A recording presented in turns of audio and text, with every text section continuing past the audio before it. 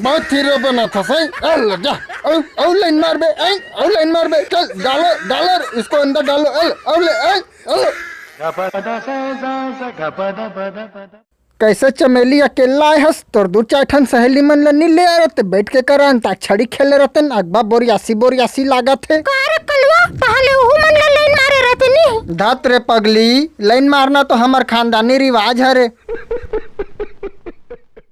चठा बेशरम टाइप के रिवाज तुमन के। ए चमेली, हमन ला लाइन मारे के सर्टिफिकेट बना के देवो, हमर गांव के सरपंच है। पति सरपंच भेजबे तो मोर कर कान ले धर के ठियाओ कर।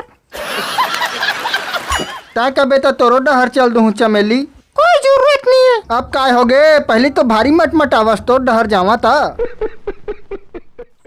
पहली में तो सीधा साधा समझत रहे, अपन मन के पिंजरा में तो कलवा राजा बना के बैठा रहे। चमेली बस कलवा बहुत हो गई, मैं तोर पर चिट्ठी लिख के रखे रहे। अतहर मोर इज्जत ला ले दे है अनेटुरी मन लाइन मार के। मोर जम्मो सहेली मन हंसत है, मोर ऊपर सफा बदनाम कर दे रे। मोला कलवते है कभू कभू भोरहा हो जाता है चमेली। ए चमेली भाई चल ना, चल मोर संग बिहा कर ले वो।